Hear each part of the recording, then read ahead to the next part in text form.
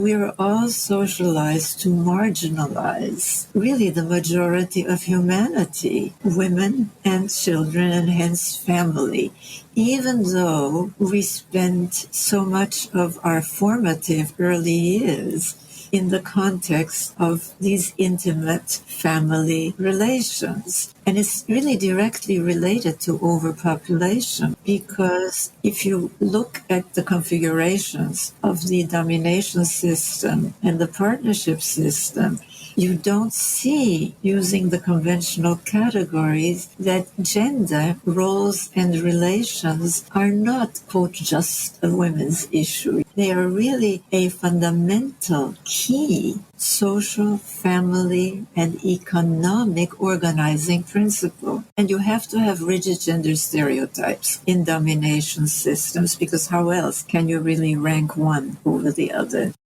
That was Dr. Riane Eisler, a social systems scientist, futurist, cultural historian, attorney, consultant, and speaker. In this episode of the Overpopulation Podcast, we'll talk with Riane about how to construct a more equitable, sustainable, and less violent world based on partnership rather than domination. Welcome to the Overpopulation Podcast, where we tirelessly make ecological overshoot and overpopulation common knowledge. That's the first step in right-sizing the scale of our human footprint so that it is in balance with life on Earth, enabling all species to thrive. I'm Nandita Bajaj, co-host of the podcast and executive director of Population Balance.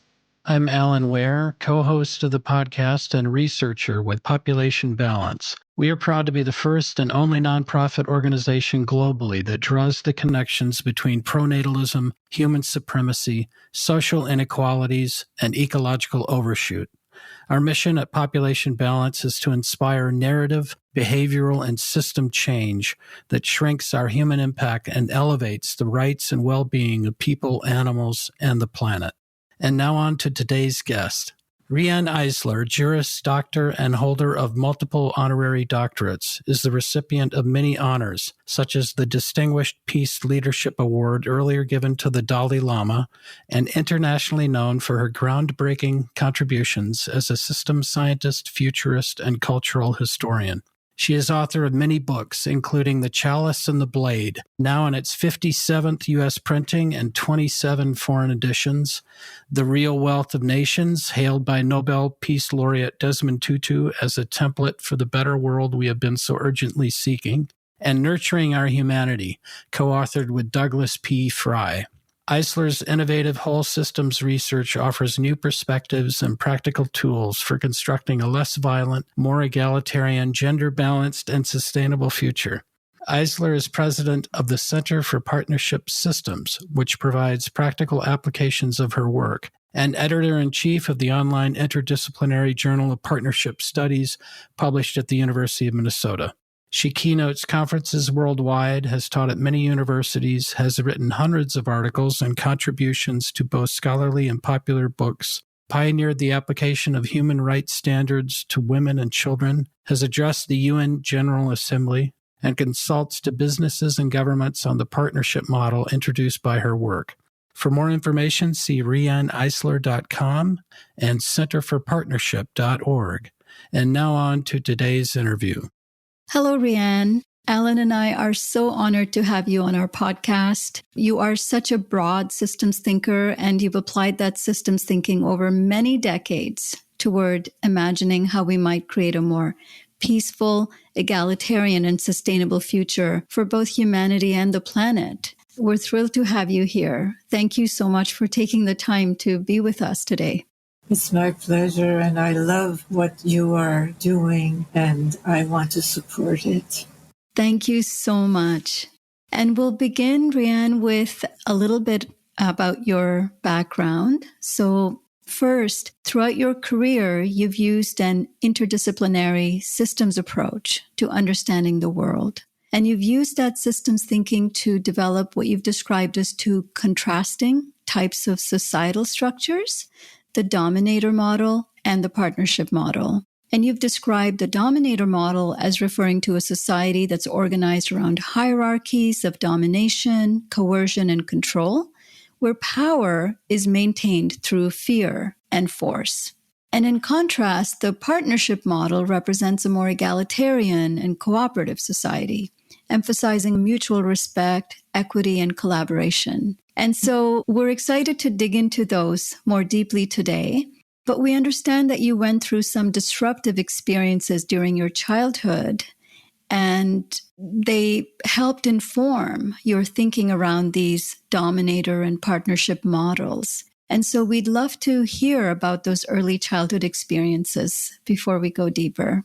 Thank you, Nandita. Well, really, what drives my passion for this work, and yes, I have a lot of passion for it, is deeply rooted in my early childhood experiences as a refugee child with my parents from the Holocaust. And I had to, during those traumatic years, first in Vienna, where I was born, and my father was taken away by the Gestapo. My mother miraculously obtained his release with some money, did pass hands. They were able to purchase a visa, an entry permit, really, to one of the two places in the world that at that time admitted Jewish refugees, Cuba and Shanghai. And we managed to get one to Cuba.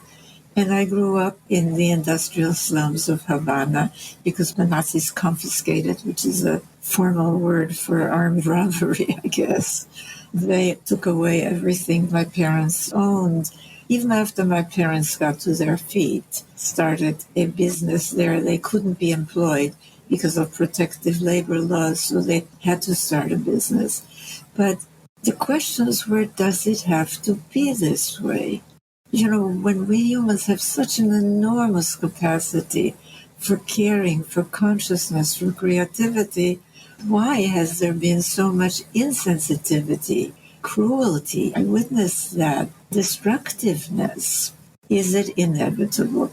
And years later, my multidisciplinary, cross-cultural, transhistorical research addressed those questions, but I drew from a much larger database than most studies of human societies. My first book that told of these findings was The Chalice and the Blade, which is now in about 57 U.S. printings and about almost 30 foreign editions. And then I really had to draw from a database that includes the whole of humanity. But the book that I wrote after Chalice was Sacred Pleasure, and the subtitle is Sex, Myth, and the Politics of the Body. And that book really foreshadows a lot of what I wrote later, and I really addressed the subject of population frontally.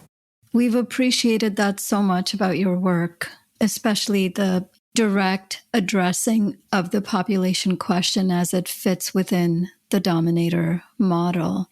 And we also want to thank you for sharing your story, which is incredibly inspiring, and how you've taken your experiences and transformed them into a lifetime of tireless work in creating greater peace and partnership. Well, what I found, drawing from a database that, first of all, included both forms of humanity, because there are these basic two forms, female and male, in our species, as well as the whole of our history, including that long period that we call prehistory, which somehow is ignored despite all the archaeological and artistic and mythical and lately even DNA evidence that we have, that period, in terms of the two models that I've introduced,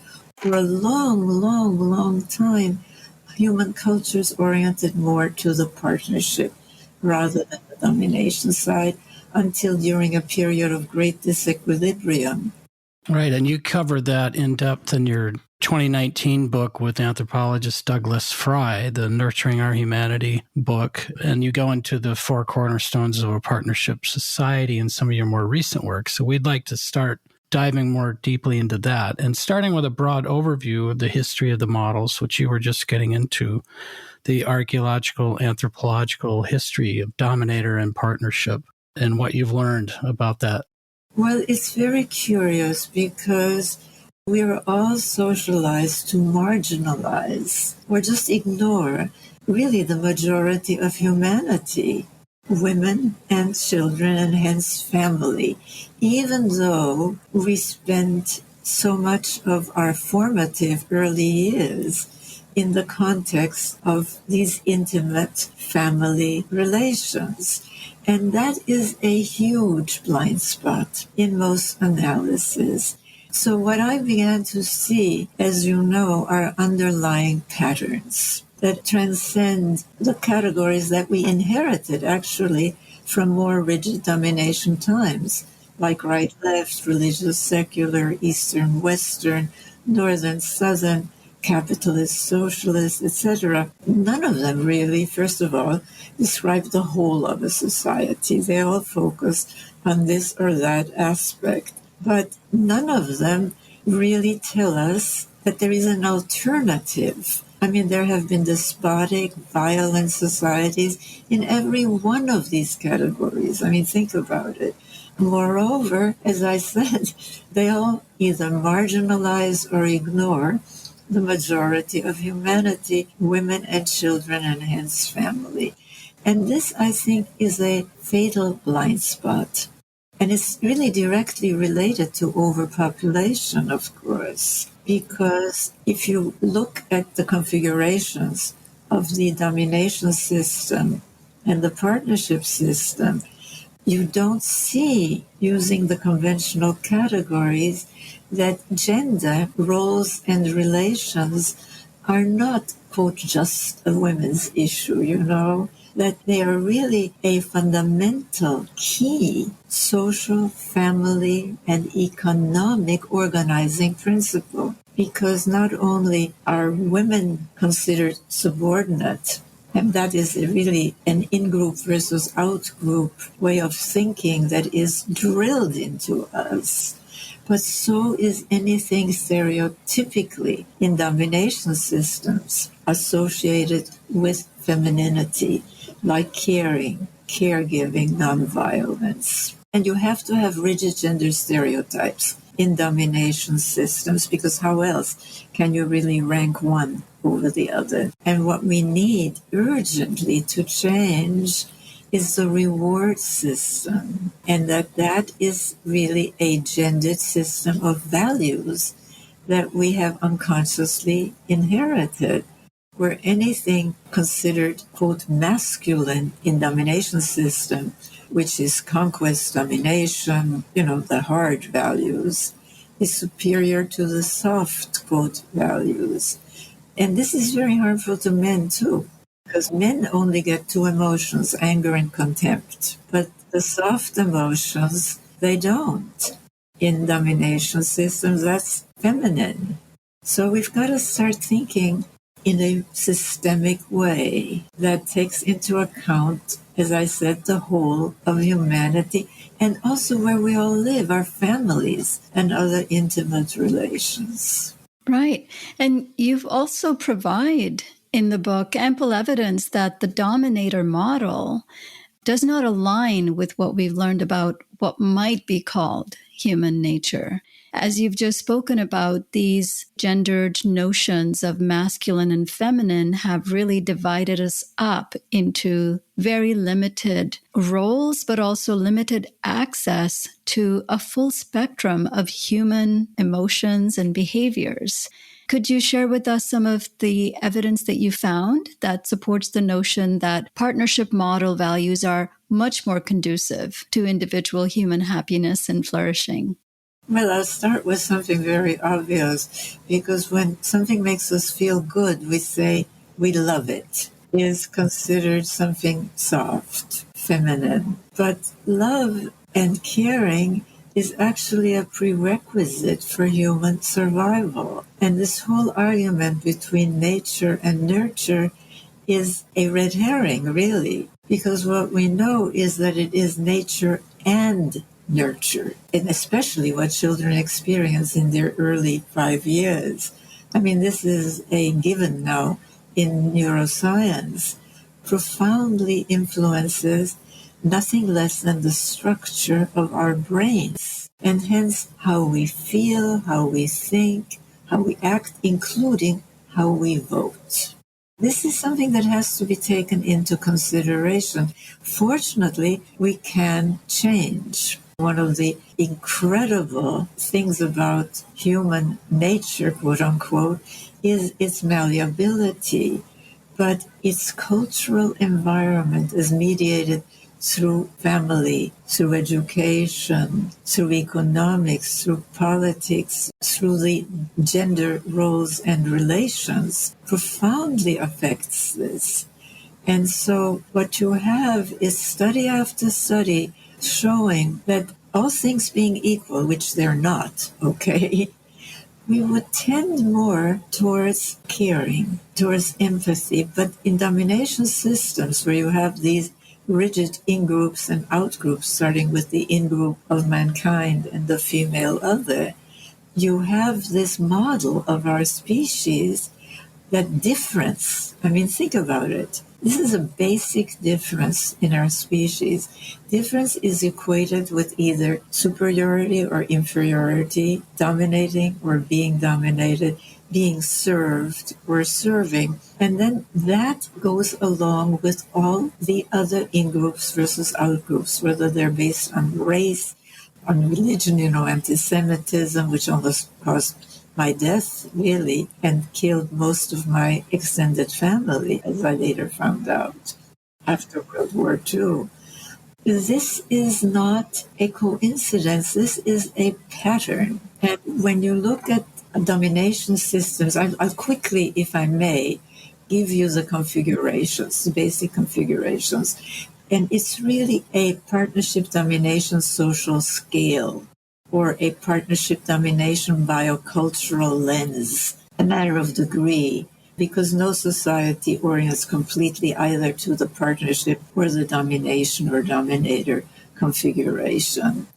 But starting in the structure of not only the family, but also the state or tribe and the economic system, what you have in the domination system are these rigid rankings and this authoritarian top-down structure. As you move towards the partnership side, you really have much more of what we call a democratic, more egalitarian, less authoritarian. And we see trends in that direction. For example, there is a trend in child rearing today from authoritarian to authoritative. Why? Because children do need some kinds of limits. But how you enforce those limits varies a great deal. And this is another element of domination versus partnership systems, the degree of built-in abuse and violence.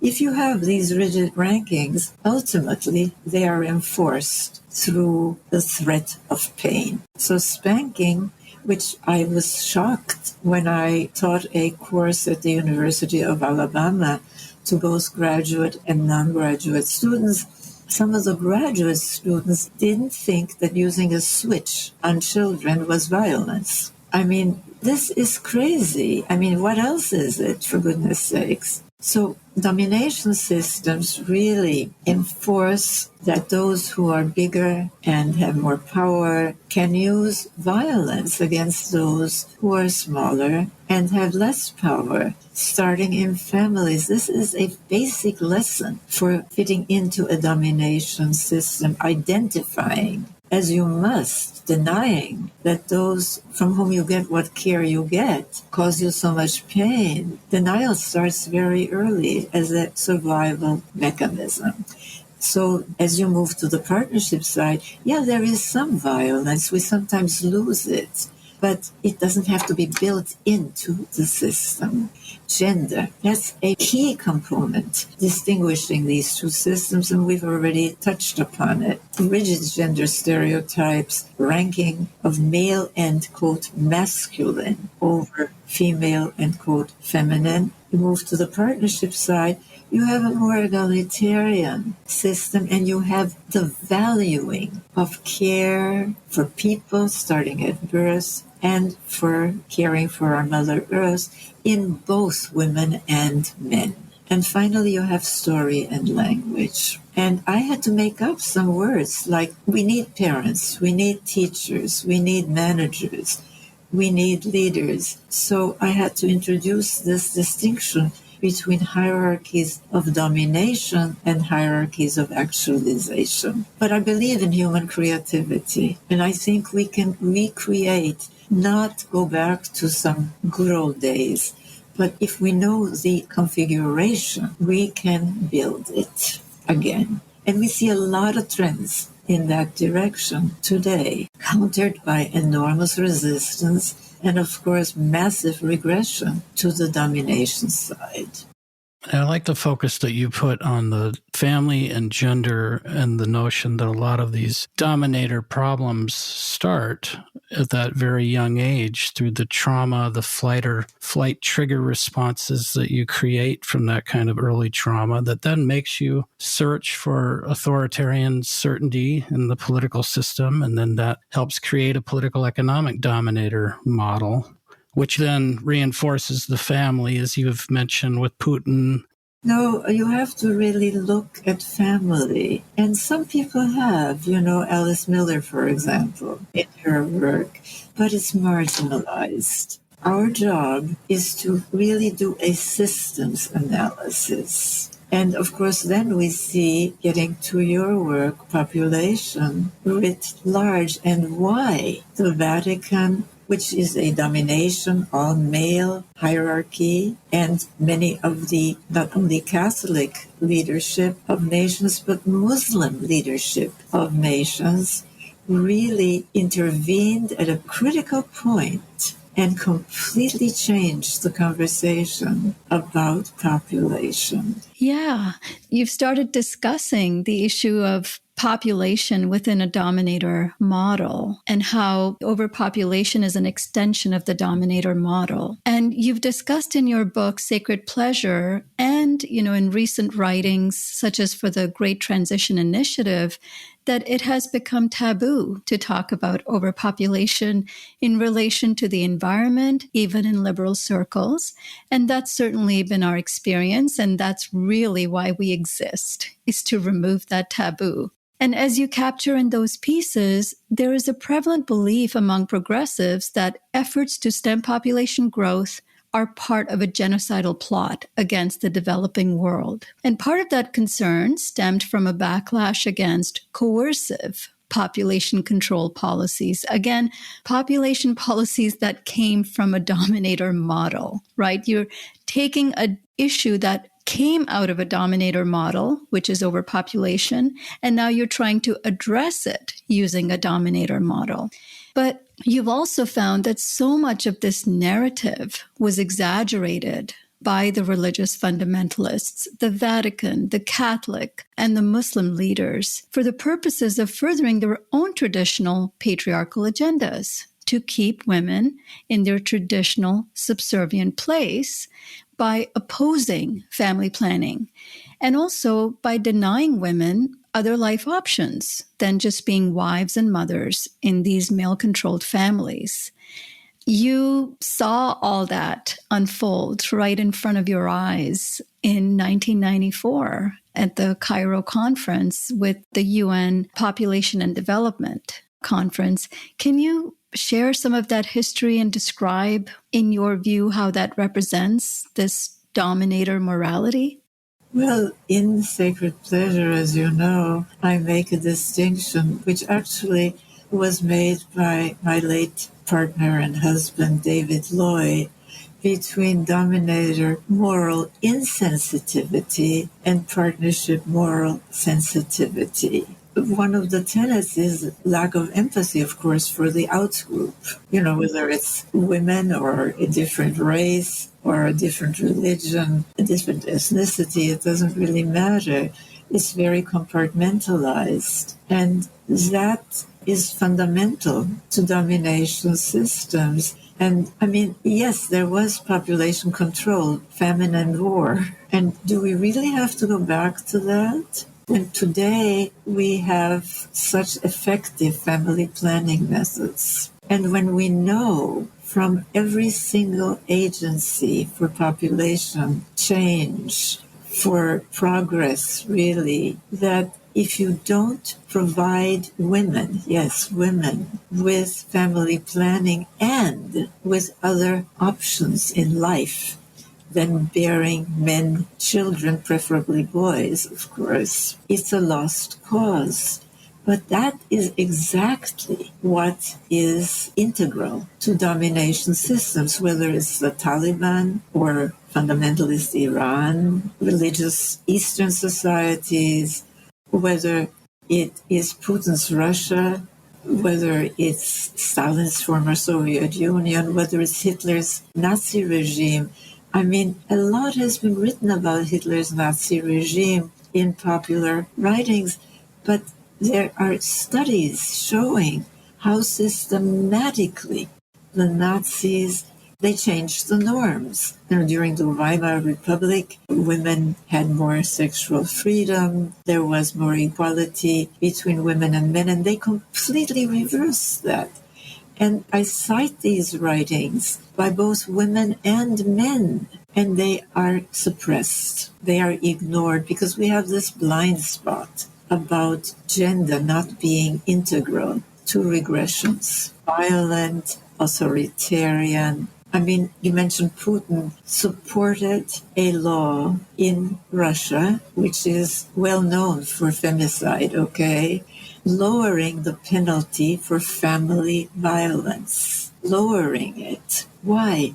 Why would he do that? Compared to, so now if you kill a woman or a child or you hurt a woman or a child or a man in the family, your penalty is less substantially than if you kill, hurt a stranger. Why would he do that? Well, he gets it. He gets the connection, as do the Taliban, as does Khomeini's, fundamentalist Iran, as did Hitler, as does Stalin, between a family that is authoritarian, rigidly male-dominated, violent and punitive, and that kind of a state or tribe. We have to connect the dots, and it's very difficult to connect the dots when these huge lacunae, really not just dots, of women, children, family, are somehow not considered as part of the picture. And as I said, neuroscience shows this.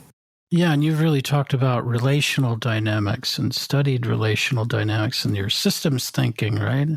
Relational dynamics, that is my methodology. And it not only studies what kinds of relationship does a social system support or inhibit, but it also studies the relationship, because in complex systems, and social systems are complex living systems, for goodness sakes, you can't just look at linear causes and effects. You have to look at interconnections. And interconnection is a very tough subject in our minds because we're not taught anything that way. But they are mutually supporting those four elements that I mentioned of social, economic, and family systems. Yeah, and as you've referred to so much of the teaching of the history of authoritarian governments or political economy, I don't remember hearing much about the family system. Well, I was recently interviewed by a top editor in the Scientific American, and you can get that interview if you just put in my name in Scientific American. It's really starting with the finding, and it isn't just my finding, But the systems approach has to be used of seeing why authoritarian systems insist on that kind of family. I mean, it's so obvious. It's so obvious because within that family dynamic of that dominator model, you can see children being inculcated at a young age and learning that violence and that these gender divisions are normal and moral and legitimate. And as you say, the emphasis from the state on the family, like family being the starting unit of the dominator model. It's a very successful, very effective model because the state doesn't need to do a whole lot of stuff if it can convince the families to be the puppets for the state. You can continue to emphasize that women's primary role is that of mothers and wives, and that further feeds into this economic growth model of the state, because the state needs a growing population to grow its economy and to grow its military. It feeds into two even larger dominator models of socioeconomic inequality, but then also this militaristic domination over other nations, states, etc. As I said, it is all so obvious, isn't it? But it isn't obvious when so much of our education, David Noble, who is a historian of science, wrote a book called The World Without Women.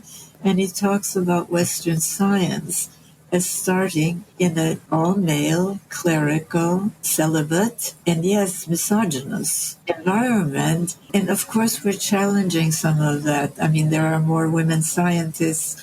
Some of them have come to be noticed, like the observers of animals, who put themselves empathizing with them and how they have really come up with findings that were once ignored. But the point that I'm making is that we are all socialized, whether we consider ourselves liberal or conservative, which are nonsense, because conservative, what are they conserving? They're conserving domination systems. Certainly not conserving our earth. But you mentioned economics, and I really want to talk about that, if I may, because, see, both capitalist theory and socialist theory, both Smith and Marx, actually challenged a tradition of domination. Smith challenged mercantilism, the top-down control of kings and so-called nobles. And then Marx came along and he challenged the bourgeoisie. And those were the days of the early robber barons, which were brutal capitalism. But both of them, both capitalist and socialist theory, perpetuated this gender system of valuations.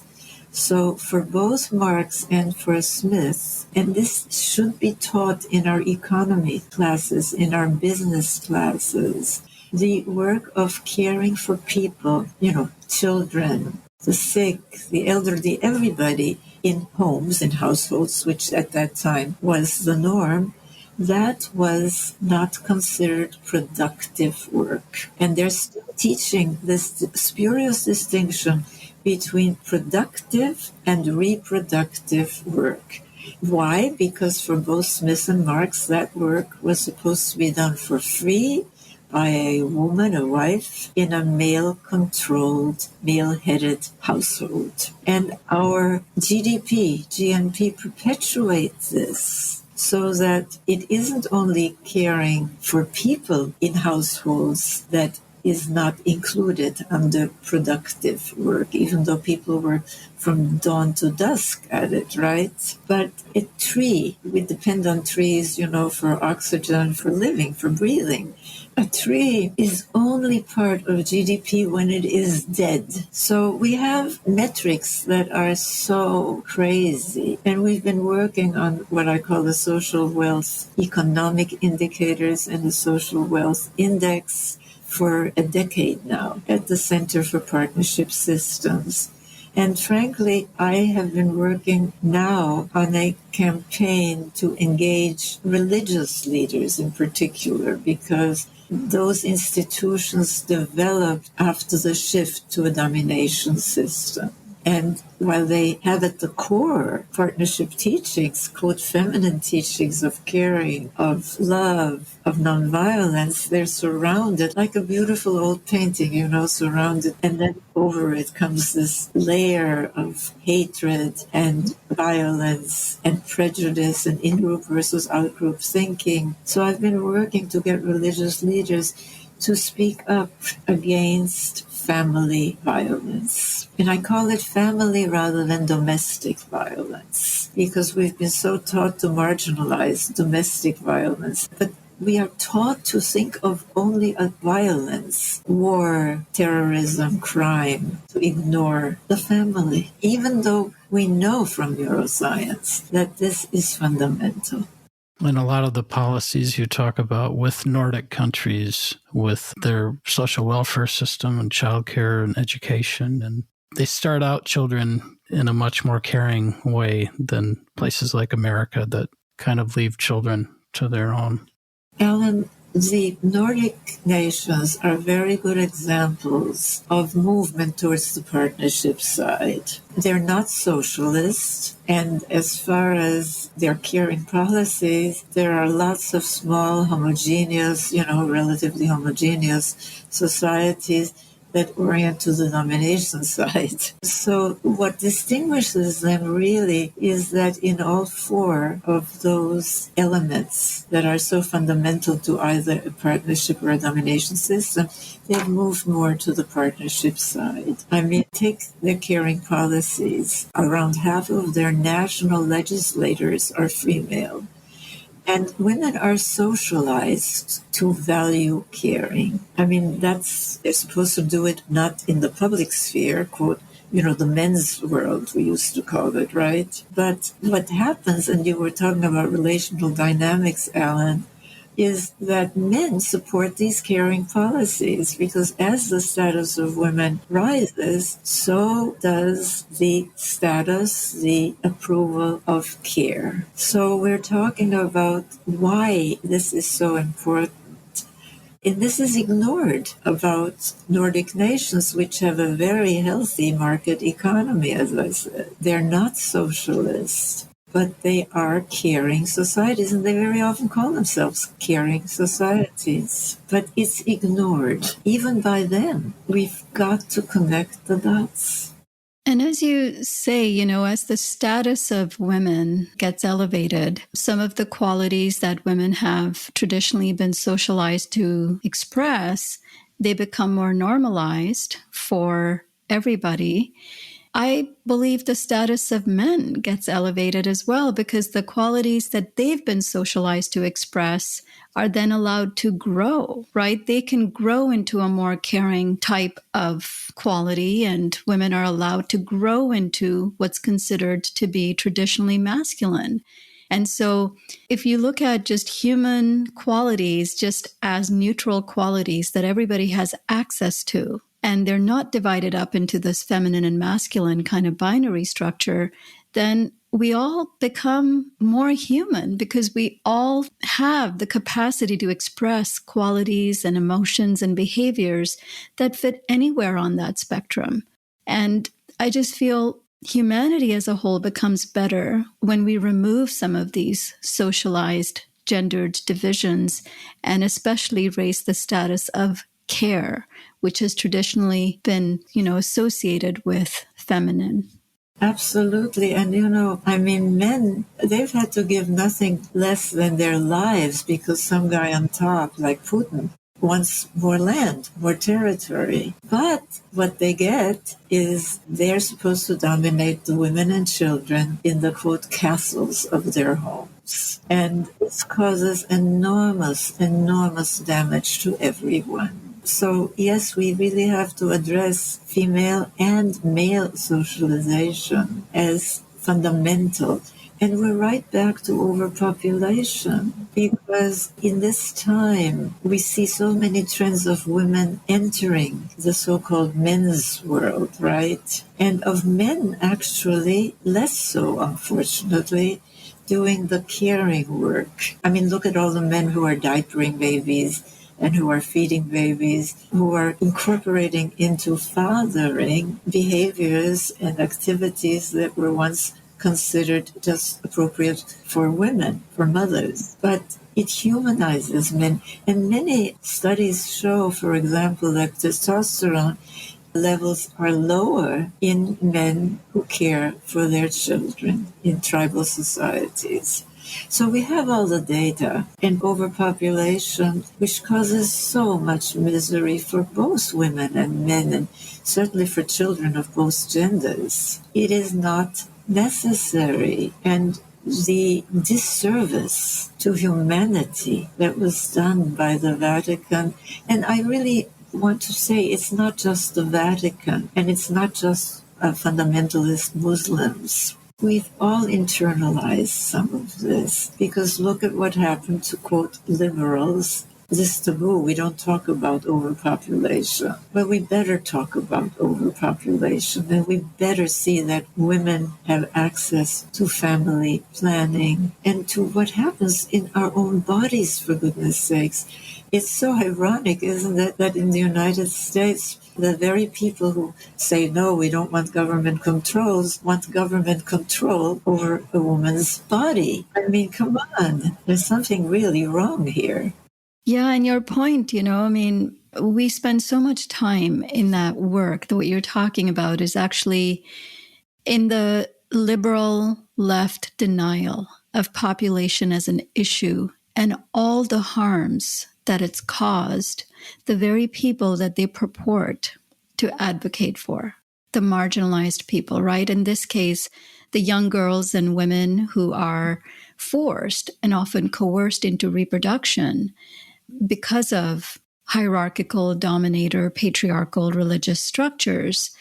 And by saying population is not an issue, you're basically carrying the water for all of those dominators to continue to do the work. To me, it's one of the biggest ironies of our time. Nandita, you are so right. And we need to speak up against it. We need to point out to what happened in Cairo in 1994 and the horrible effect it has had. I mean, at that time, there was even discussion because the things, caring policies and really changing patterns of overpopulation go hand in hand. The Nordic nations do not have this astronomical population rate, but it's because, to a large extent, they really value children and they really value women and men. I mean, they're not perfect, my goodness. I mean, we're not talking about perfection, but we've got to really talk about overpopulation and that it is not a genocidal plot against the so-called third world. I hate that term, It's like human capital. It sort of objectifies everybody and ranks everybody. We have a lot of work to do, but I really want to point out something, that in the period of disequilibrium, of the shift from the agrarian era to the industrial era, I mean, we still have farmers, obviously, but instead of being 90% of the population, in industrialized nations, it's about 3%. But in that time, every single progressive movement actually challenged the same thing, a tradition of domination. I mean, think of the Enlightenment, the so-called rights of man movement, challenged the so-called divinely ordained right of kings to rule their, quote, subjects. The abolitionists and then the civil rights and the Black Lives Matter movement challenged another tradition of domination, the so-called divinely ordained right of a, quote, superior race to rule over, quote, inferior ones. The feminist movement challenged the so-called divinely ordained right of men to rule over the women and children in their homes. And they used a military metaphor, the castle of their homes, all the way to the environmental movement, challenging our once hallowed and idealized conquest and domination of nature, which at our level of technological development and overpopulation is unsustainable. It is simply unsustainable. So it's up to us to realize what's really been happening and that the struggle for our future is not between right and left and capitalism and socialism and religion or secularism. I mean, there are religious congregations who are very pro-human, but we've got to use this new system of classification and look at societies through this partnership domination biocultural lens. And once we do, we can intervene. And I've proposed 4 cornerstones, and I really would like to talk about these, if I may. The first, obviously, is family and childhood. And we've spent quite a bit of time talking about this already, that the blindness of not including that is lunatic, frankly. Same about gender. We've spent quite a bit of time talking about them. We've touched on economics, which is the third cornerstone. And, you know, there are trends out towards a caring economics. I mean, for the first time, for example, the Nordic nations introduced a generous paid parental leave, not maternal leave, but parental leave. And that if both don't take it, nobody gets it. And that's very, very important in terms of getting rid of these gender stereotypes. And of course, story and language. And they're all interconnected. I'm introducing new language, the partnership model and the domination model, hierarchies of domination versus hierarchies of actualization. You know, the chalice and the blade has their symbols not of femininity and masculinity, the chalice and the blade, but of power, power appropriate for a domination system, the power to control, the power to take life, really, is the blade. But there's another power, and we all have this power.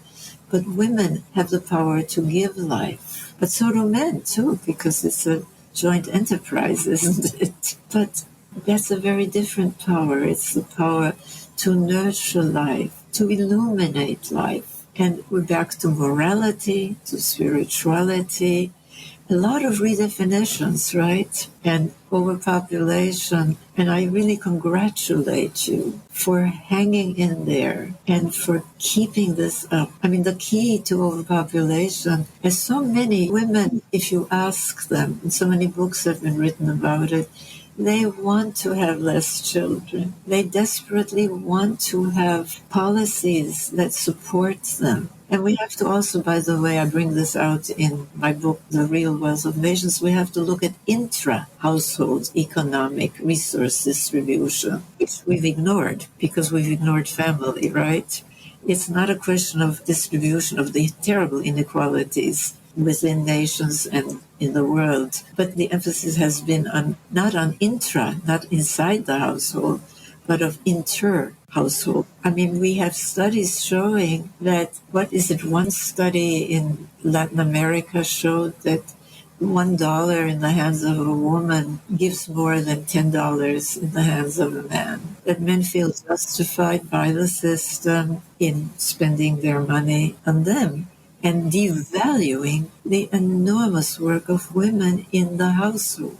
And this point that you bring up about intra versus inter, it's so interesting because even within our work, largely, if people are only talking about empowering women, but not doing anything within the relational dynamic of the family, then when she comes home to a dominator model, it results in violence. It results in a different type of backlash because we're not working on changing the social norms of the family dynamic, only of the what's seen as the work sphere. So I think socialization needs to happen at all levels, not just girls and women, but boys and men as well. Well, we're back to our formal and informal education. I wrote a book called Tomorrow's Children. It's really a blueprint for partnership education, as the subtitle says. And in it, I propose that caring for life, caring for self, for others, and for our Mother Earth, our natural life support systems, that really should be part of our curriculum from school to graduate school, except for a few schools, notably Montessori, for example. This has not been taken up, but I think that it must be changed. Our education must include that we all have these skills and hence that we value this. Because remember, we measure what we value and we value what we measure. Yeah, we've certainly had guests on talking about profit maximization and economic efficiency and, of course, the money economy that we pretty much all have to operate within around the globe operates on that efficiency and rationalization, and all these ecological relationships definitely get lost in that and devalued. You do point up the power of narratives and language in general in creating a dominator partnership, and America is swimming in a individualistic, self-made man sort of narrative that's been around since the founding almost, that's kind of cut off seeing how connected we are, what a community we have to be, that we owe so many countless people from our lives, of wherever we are, both good and bad, but we're enmeshed in it. And the American language and narrative doesn't often acknowledge that.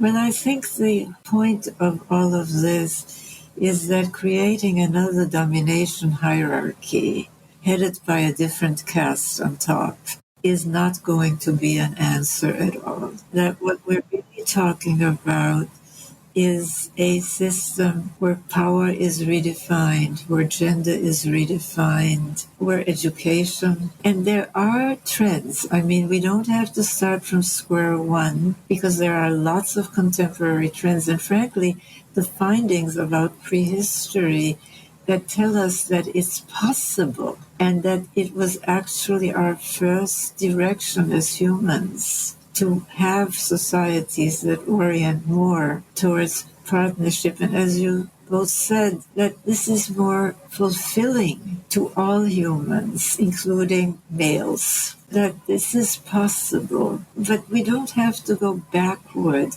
We can go forward, but use the templates of these two configurations, of these two models to build our future, which we so need, because my work is not just about deconstruction or critique or disruption, but it's about reconstruction. And I'm afraid that we are again mistaking, as we did in the 60s, rebellion for reconstruction. And that is not going to do it. Two things that come to mind. One is you're talking about reconstructing, not going back, but bringing some of the best parts from our past.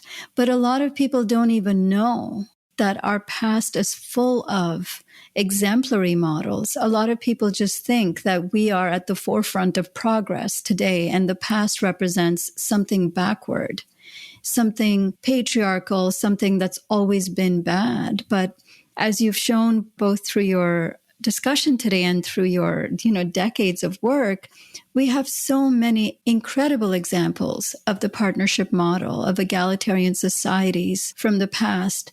That's what we need to bring back from the past into the forward. And as you say, reconstruct, recreate something that applies to the time we're in today, the population and the kind of global society we live in today. Absolutely. It is the configuration that we have to pay attention to, and therefore take into account these four cornerstones of childhood and family, of gender, roles and relations, of economics. Consider that both capitalism and socialism came out of very early industrial times. The 1700s, the 1800s. We're now in the 21st century post-industrial era. They're antiquated at best as operating systems. That doesn't mean that we don't need a market. As I said, we don't happen to have a free one. We could have a free one. It certainly doesn't mean that we want to get rid of government policies. I mean, that is such a red herring, that whole, it's the government. Yes, I mean, authoritarian governments are a mess. But one thing is for sure, we have to move to an economics where the so-called women's work of caring and caregiving is given visibility, value, and reward. And it's up to us to figure out how. We're a very creative species. I mean, look, everything around us that's physical is a human creation practically. But it's our cultures that are also human creations. And they can change. They have changed. So let's do it. Absolutely. You're here. Well, that seems like a beautiful place to end this conversation, Riane. We are so grateful for not only the time that you gave to us today, but your lifetime of tireless work, creating these incredible systems-based models, helping us imagine a world that can be more peaceful, more egalitarian, and more sustainable. We're so grateful. Yes, thank you. Well, thank you so much. And as I said, I am grateful for your work. But thank you. That's all for this edition of the Overpopulation Podcast. Visit populationbalance.org to learn more. To share feedback or guest recommendations, write to us using the contact form on our site or by emailing us at podcast@populationbalance.org. If you enjoyed this podcast, please rate us on your favorite podcast platform and share it widely. We couldn't do this work without the support of listeners like you, and we hope that you will consider a one-time or a recurring donation. Until next time, I'm Nandita Bajaj, thanking you for your interest in our work and for your efforts in helping us all shrink toward abundance.